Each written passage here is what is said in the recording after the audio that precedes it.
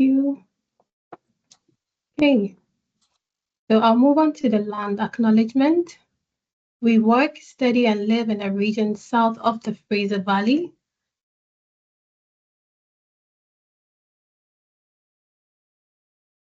which overlaps with the unceded ancestral land of the indigenous Kwantlen, Musqueam, Katsi, Semiemo, Tuasin, Kikat, and Kwiketlam peoples. As we know, the word Kwantlen means tireless runner in whole Kulbilam and is reflected in the university's motto through tireless effort, knowledge, and understanding. So I'll go through a few housekeeping for today's session. This meeting will be recorded, so we kindly indulge you to stay muted during the presentation. You'll be allowed to unmute and speak during the Q&A session if needed. And also at the same time, you can post your questions along the way and your comments in the Q&A session of the webinar. I'll hand over to my colleague, Hani, to do the welcoming and the agenda for today and why we have this series. Thank you. Thank you, Akria. And I think technical glitch is now become our sibling. It's always there with us. For the agenda of the day, as we know, we are here for the GP series, Global Partnership Series. We'll discuss just a bit about our this very new initiative.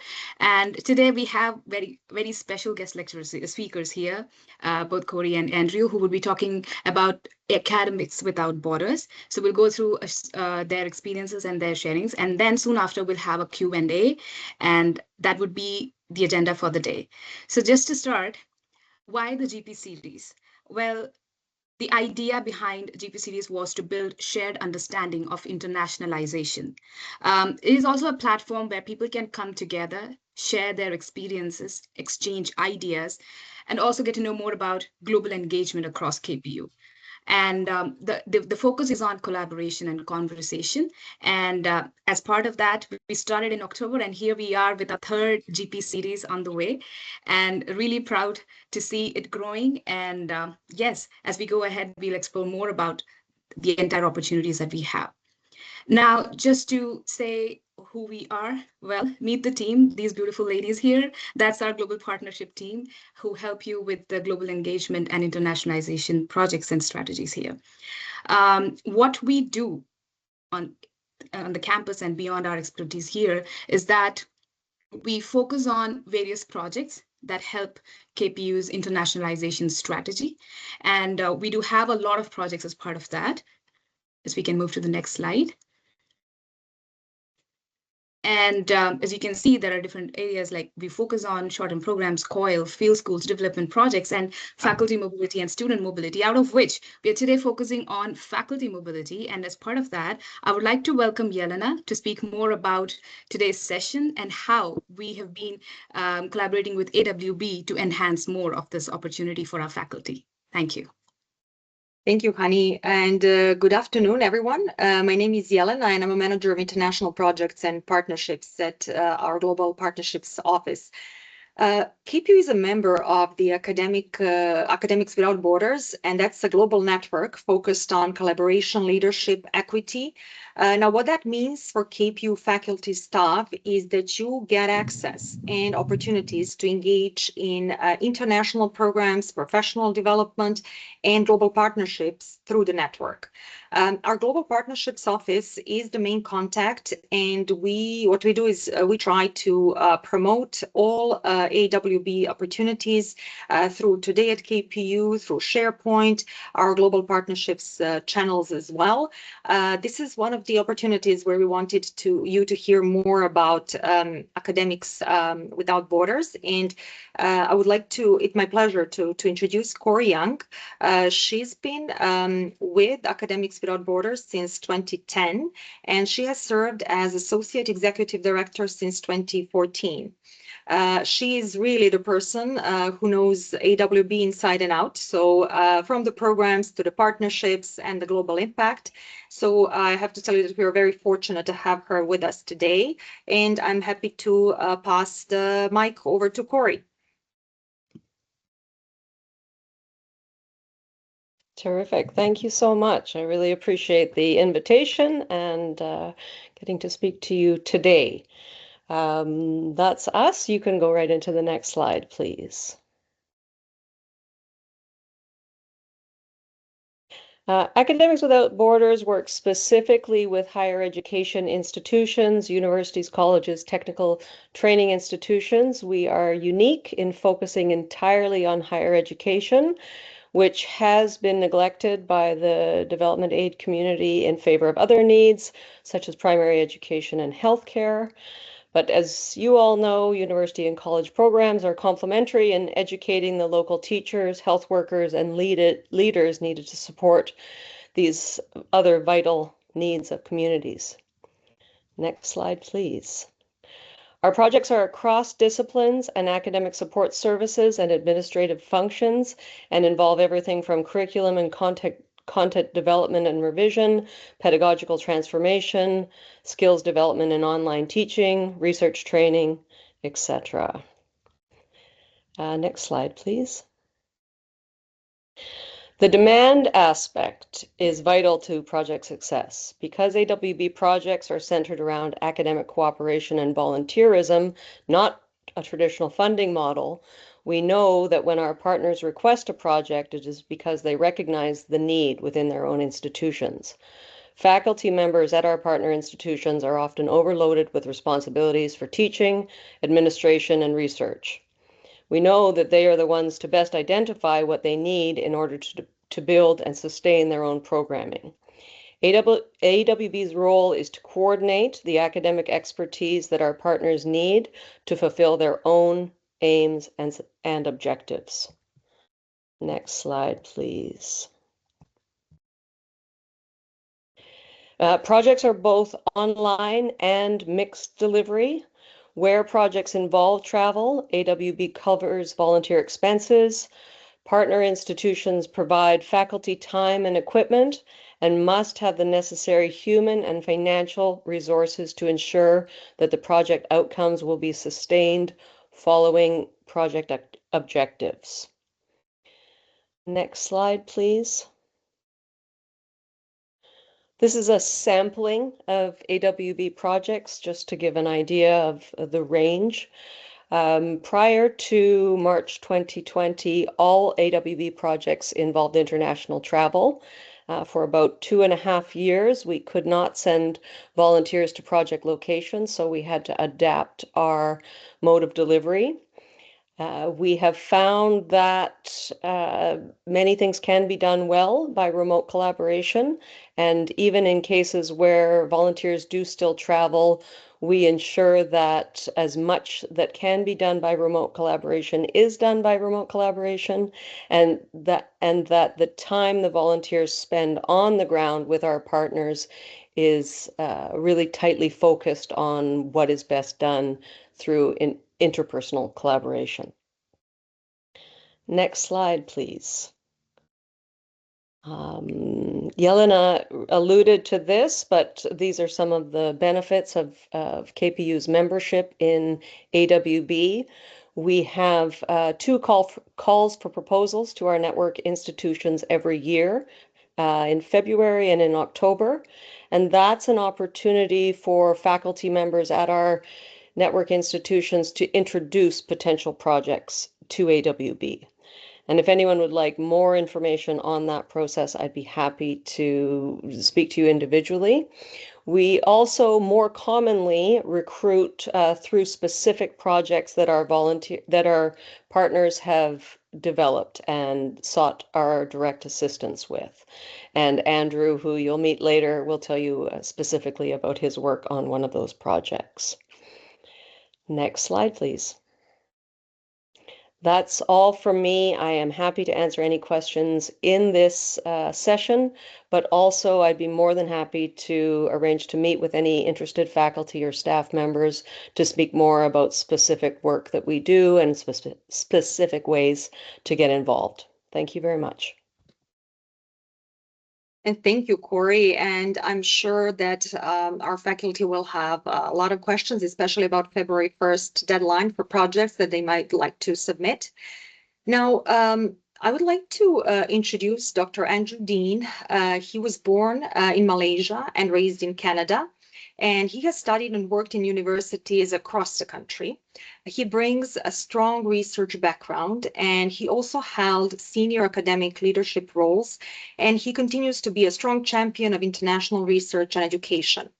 Andrew is the founding chair of Calareo, and that's a consortium that supports research and academic exchange opportunities between Canada and Latin America. I'm hoping we'll hear more about that during the presentation as well. If not, maybe I'm going to ask a question about that.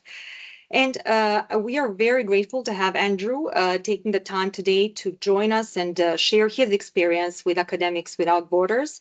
And it's wonderful to see so many faculty members interested to hear from Andrew. And Andrew, the floor is yours. Well, thank you very much, and good afternoon, everyone. It's a real privilege to be able to speak to you today, and it's a lot of fun. I am coming to you from Thunder Bay, and I'd like to recall that Lakehead Thunder Bay is located on the traditional lands of the Fort William First Nation, signatories to the Robinson Superior Treaty of 1850. Also, I wish I could figure out how to turn off one of my lights in the basement so it doesn't look like I have a halo over my head. It is not a halo, it is actually just a light. So as Corrie mentioned, I was able to participate in a project that Academic Without Borders put a call out for well, really around January, February of 2025. And the title of that call just jumped right out at me. I mean, the title was to develop a comprehensive research plan for University of St. Joseph's at Mbarara, Uganda, and the project sponsored by Academic Without Borders. And next slide, please.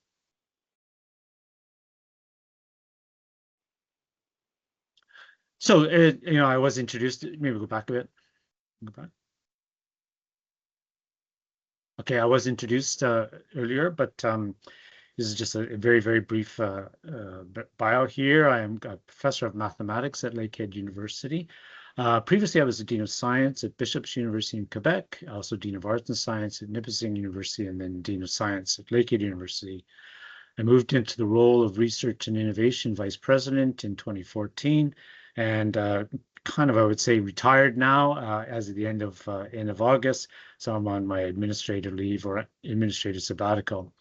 And so when that project came out, it just seemed perfect for me. Not only was it fitting with my expertise, I believe in research and innovation and the things I've been able to learn and hopefully pass on a little bit from Lakehead University, but it also was really good timing in my life as well. I saw that I might have an opportunity to spend more time on this project. So when that came out, I quickly jumped on it and put in an application right away. Next slide, please.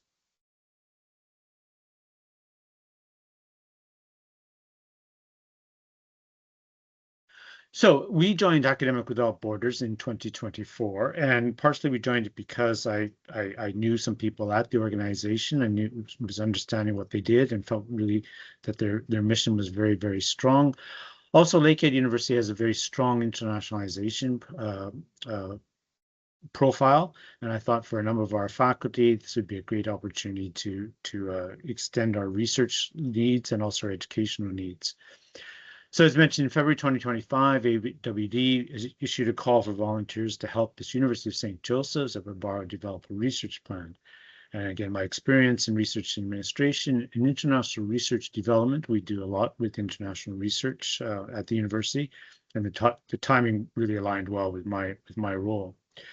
So this went out, and in about 6 weeks, I heard back from AWB that my application was successful. Next slide, please.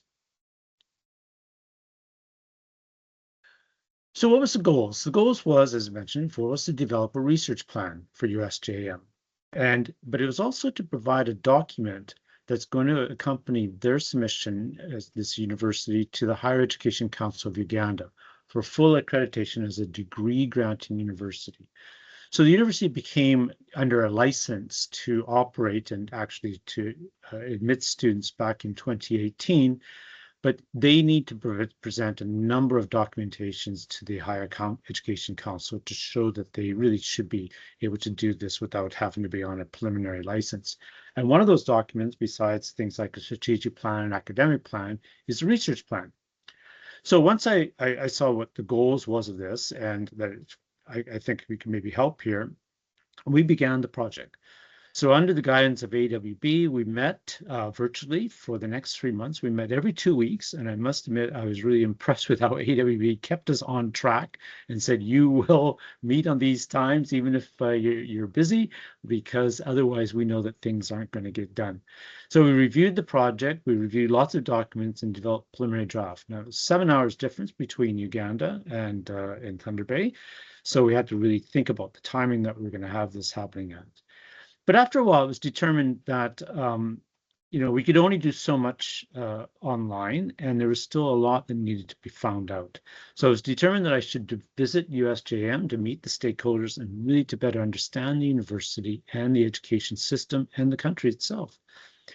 My term was extended past when it was supposed to end, so my idea of the trip was to do this in June, but we pushed it back to October of 2025. And this picture here, sorry, if you go back one second, which explains some of the pictures. So this picture here is me in the office of the Vice Chancellor of the university on the very first day, basically going through the work plan that we had developed at Academic Without Borders for what was going to be done with the university for the next month or so. Okay. So arriving in Mbarara, I'd never been to Africa before, so this was an all new experience for me, really very exciting. And it takes a while to get there. You fly through Ethiopia and then you change planes and you arrive in Kampala and had to be picked up. And I was met by the Vice Chancellor and began on the 5-hour journey to Mbarara, which the roads in Uganda are maybe not the roads that we have here, even though we complain about our potholes. There are potholes and there are potholes. And we finally got to Mbarara after about 5 hours. And what they provided me was a cottage for my accommodation and also an office at the university. And this is a picture of the cottage that I was put up in for the next 4 weeks. And this is a picture of me with the preliminary meeting with some of the academic staff at the university. And it was really fun being at this cottage. There even was a dog that they provided, or it was there, and I got to know this dog for really well whatsoever. And it was a great place to be. Next slide.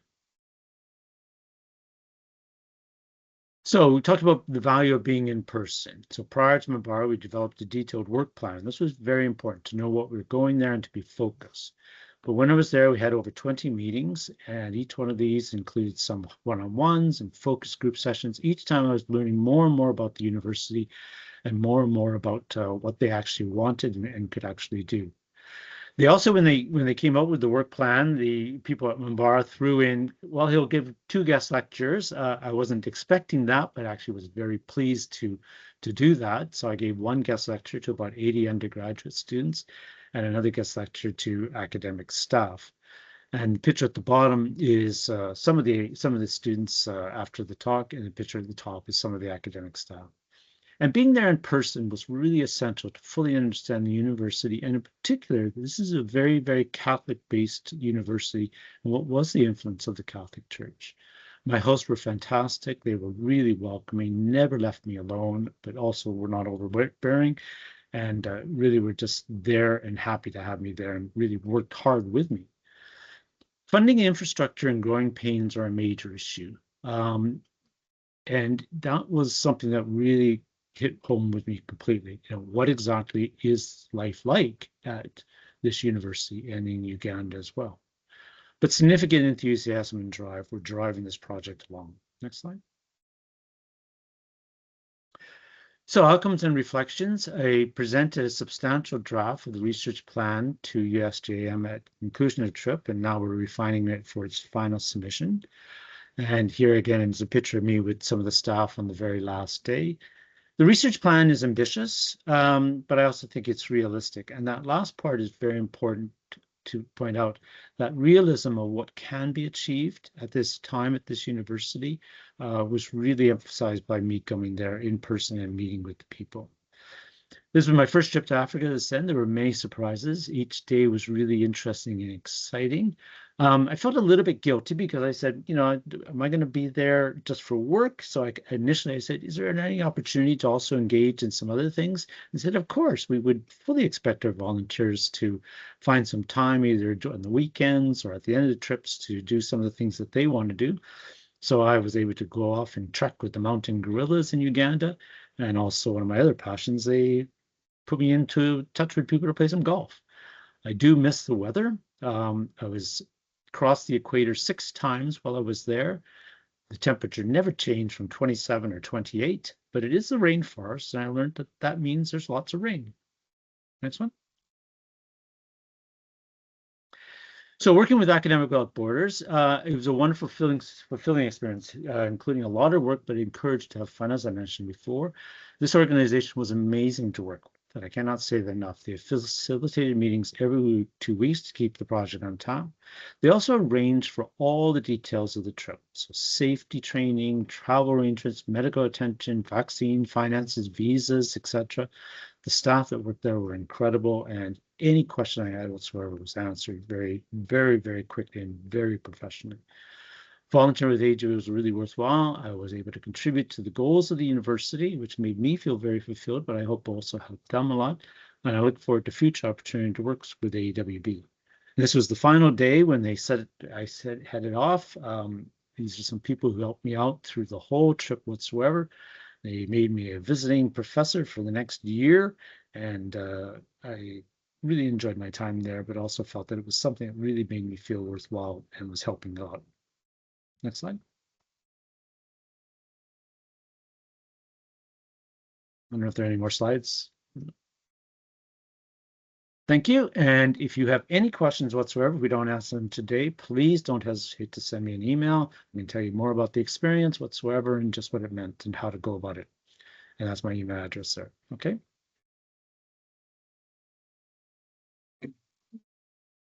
Thank you so much, Corrie and Andrew. This was such a motivating session. I was looking forward to this, and hearing you speak and seeing those pictures, it's so touching and at the same time so inspiring. Well, I guess this is time for our Q&A, because I'm assuming everyone is equally excited and we might have a lot of questions.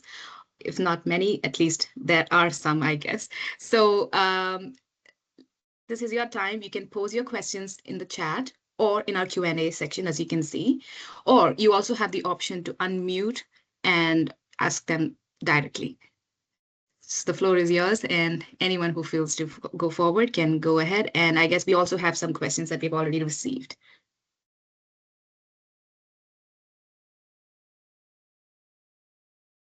Yeah, we just have one question in the chat box. That, what challenges do faculty typically face when collaborating across borders, and how does AWB help address them? It's a good question. We work with a travel risk management company, which also provides cultural briefing about the countries we work in. And there's some tips and tricks for different countries, different customs that we try to equip our volunteers with before they go. We also ensure that these relationships are developed online before our volunteers travel. And because there are usually different expectations about workload, how much can be done in a given session, and at the end of the meeting, you know, take home assignments and what to report back in. So it's really a matter of relationship building, and it's really always quite unique depending on who the partners are, where they are, who the volunteer is, the nature of the project, and the project activities. Yeah, just to emphasize that a bit more. So I met the 2 people who were my main contact people who were working at the universities probably online at least a dozen times before actually going to Mbarara. So as Corrie mentioned, I felt that I knew these people a little bit, and they actually give me a lot of ideas about what to expect when I would arrive in the country.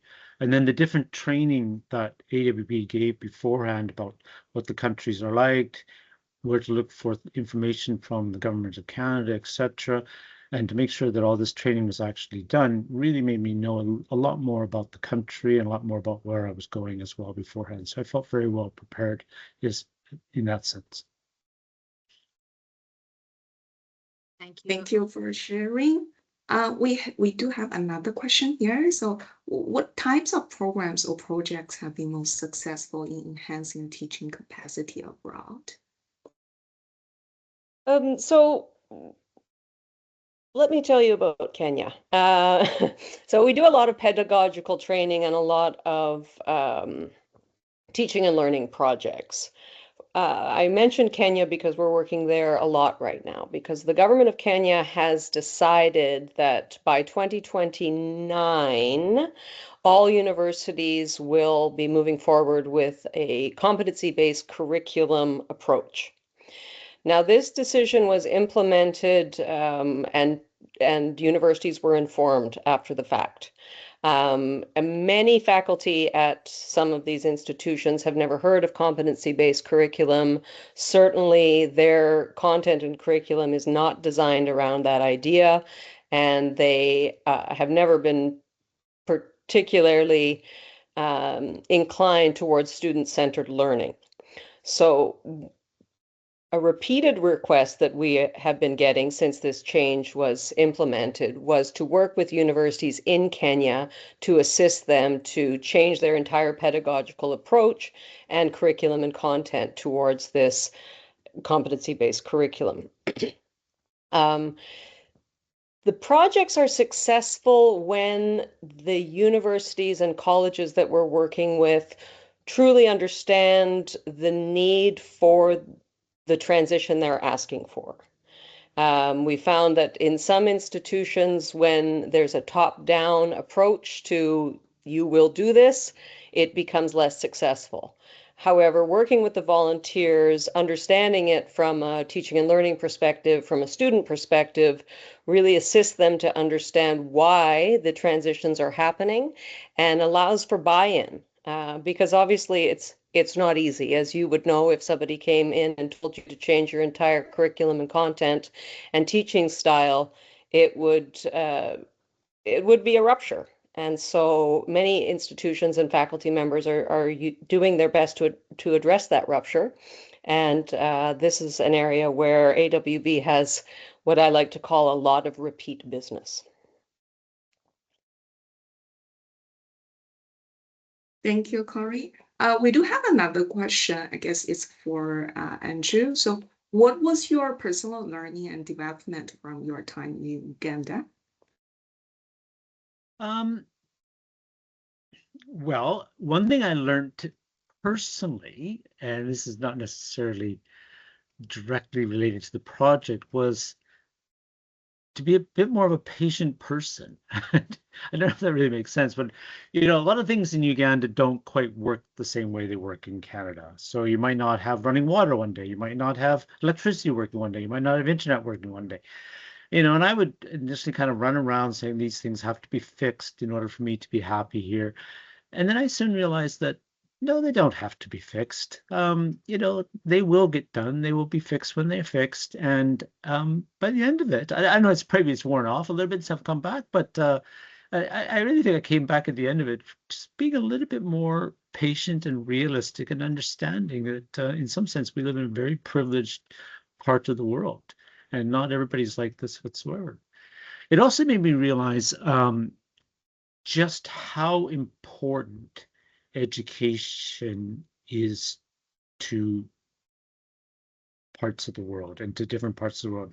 Uganda is quite a poor country, and so many people I met, whether they were even at the high schools or the churches or at the universities, they realized that one of the main ways to break a lot of the cycle of poverty is through education.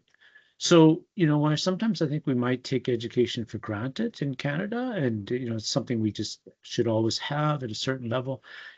To acquire that level of education from primary to university is a really important part, and that's why I really think having the work of AWB to help universities become stronger and more proficient and more available to more people was really important. So that was both personal, more patience, and truly understanding the value of education throughout the world. Thank you, Andrew. Thank you for sharing your experience. And then we do have another question: is to what extent do faculty need to find their own projects versus availabilities of ready-to-go projects? Certainly, I wouldn't recommend seeking out projects. It's really very important to AWB that our projects be demand-based. So it really isn't a question of something that a faculty member in Canada would like to do internationally. It really is a question of, for example, for the call for proposals, perhaps a faculty member has immigrated to Canada, and perhaps they did their bachelor's degree in their home country, and perhaps they have a lot of friends that remain at that institution, and through those conversations, there is a need identified. For example, I'll give you two examples. We have a volunteer from Dalhousie University. He was born in Ethiopia, and he received his bachelor's degree in Ethiopia, and he has a number of colleagues there. And through that, a vice chancellor at one of the smaller universities in Ethiopia said to him, "Look, I know that you do a lot of research in statistics education. Our faculty members don't have a lot of direct experience with, statistics research. A lot of our faculty don't have a lot of experience with that type of research, but we know it's important in order for them to build a publishing record." And so he worked with that university. He told them, "Listen, do you know about Academics Without Borders?" And he worked with that university. He introduced the project to us. We reviewed the project in the first stage, which is through the call for proposals. And then when we noted that it aligned with AWB vision, mission, and values, and that they had the ability and resources to sustain the result of the projects, we then invited the larger proposal directly from the university. And that's the opportunity for the university to tell us directly why they're asking for this project, what need it's addressing, and how they'll sustain the value of the project. A different example is an anthropologist from Western University. He, in his own work, does research in Madagascar, and he's an anthropologist. But since he's been going to a specific university region in Madagascar for over 15 years, he's developed faculty partnerships. And he was approached by the English as a Second Language department to say, "Look, we really need help changing our pedagogy." And this anthropologist, well, he didn't know anything about English as a second language, but he did know about Academics Without Borders. So he introduced this project to us. And we went through the same process that we always do. We eventually invited the larger proposal directly from the university in Madagascar. They explained their needs to us. They explained the type of expertise they were looking for. We put out a volunteer opportunity. We had applications, and I should tell you that AWB shortlists qualified applicants, but we leave the final choice of the volunteer up to our partner.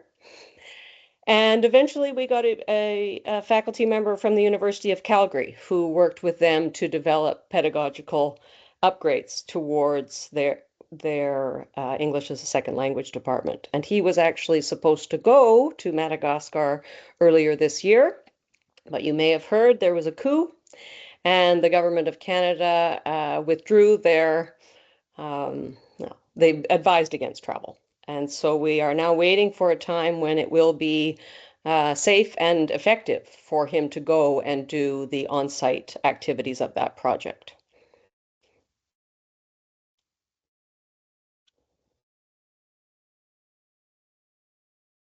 Oh, thank you, Corey here.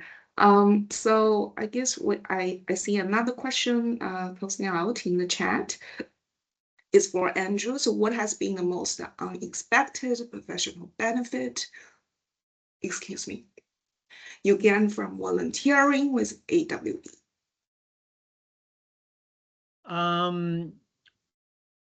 Well, one of the things that I really enjoyed about this project, and I think maybe has helped me on a personal level, was I thought it was kind of important for me to learn more about where I was going.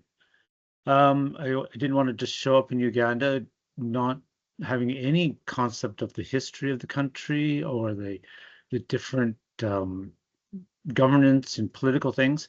So I spent a lot of time reading before going on this trip about Uganda and Rwanda. I went to Rwanda afterwards, and I was amazed at how little I actually knew and how I became have a personal thing to learn a little bit more about both these countries. And to actually be there and experience it. I mean, I went to the Genocide Museum in Kigali, and this was truly an eye-opening to me. But I think also on a more professional, I guess, level, I mean, listening and consulting and trying to get as many views as possible was really important. Uganda, this university I was at was very much about a university that's still learning how to be a university in some sense and how to evolve. And so it was really important to listen and to consult with as many groups as possible to help develop this research plan. And I'm seeing this next question for me. What do I think is the most important thing for the faculty to know before they submit a proposal to AWB? Through the call for proposals, that stage 1 application, the number one most important thing is that it is a priority for the partner institution. If it is not a priority for the partner institution, number one, AWB doesn't want to work with them, and two, it won't work. That's what we have learned.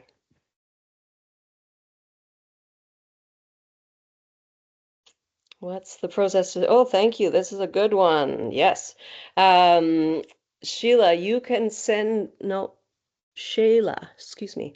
You can send me an email and I will make sure that it is added to our mailing list. We have a specific mailing list for our network institutions. And so anytime there is any mailing that Yelena and her office would get, it will also come directly to you once you're on that mailing list.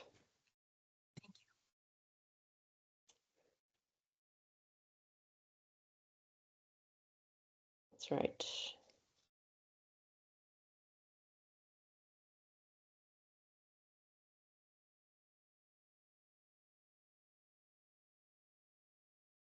So we have another question comes from Honey. Oh, sorry. I didn't notice that's the answer for the Sheila's question. So do we have more questions here? If any questions come up or, if you see the call for proposals and you think you might have a project that fits the criteria, I would be happy to have an initial conversation with you before you go through that stage 1 application process, just to make sure that everybody has the same understanding about the type of project and the type of support that AWB can give.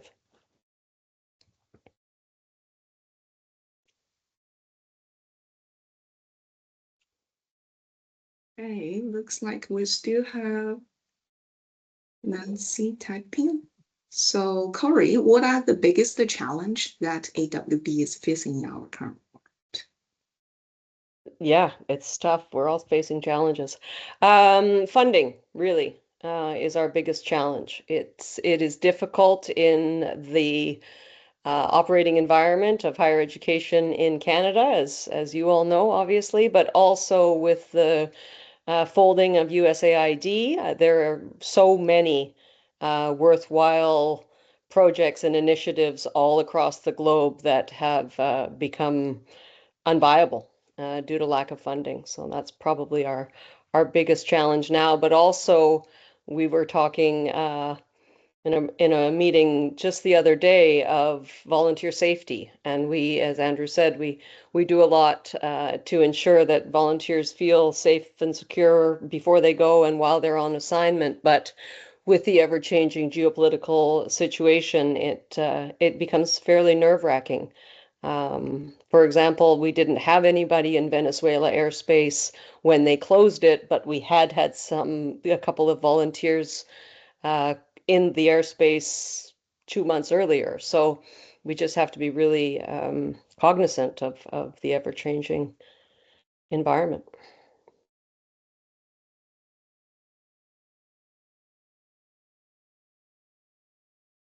Okay, I think I have one question.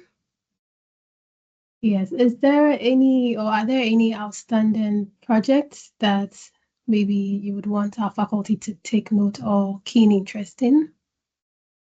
No. There were a couple that came out in November and December of last year, and we have just finalized the recruitment process for both of them. I expect that there'll be another couple coming out in February and March, early March.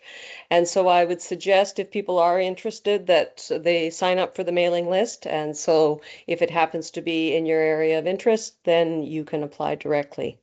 That's the other thing about being demand-based. Sometimes projects come in fast and furious, and sometimes we are in the project implementation phase. And so it really is, it's dependent, but I would say you'll see opportunities at least monthly. And this call for proposals is always released on February 1st, February 2nd this year, because it's a Monday, and October 1st.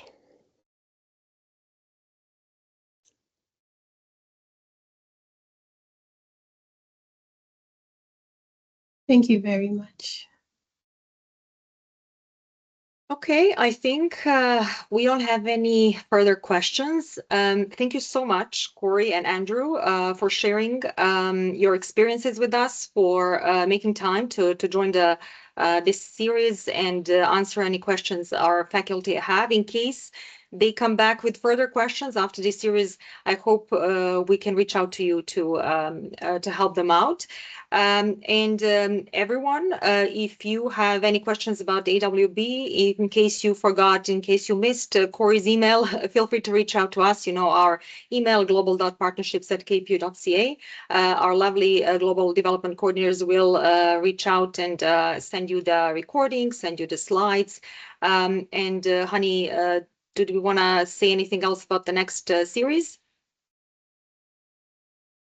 The next session, sorry, in the series. Thank you, Elena, and thank you, Corrie and Andrew, for this wonderful session. And thank you all for joining. Well, we do have a next session, but the date has not been fixed yet. So stay tuned for more updates from our Global Partnership email ID. And then also Today at KPU post would be the go-to place to check what is upcoming. Until then, we'll keep on connecting. You may reach out to us if you have any ideas to collaborate and to discuss with us. So feel free, and you can drop by, and then we'll continue this journey. Global Partnership Series is going to be there. For the next semester, we'll have more ideas and more new designs coming up. So yeah, stay tuned. That's the only update we have for now. And I hope we have 10 more minutes and you can enjoy your break. As of now, you have the luxury of time. So thank you all for joining and for this amazing day, for this amazing experience. And I'm so much motivated. Now, right now, I'm just thinking about the next big project that I can actually do volunteering about, even though I'm not a faculty as of now. But yeah, it was so inspiring. So thank you so much once again. Looking forward to see you again for the next GP series.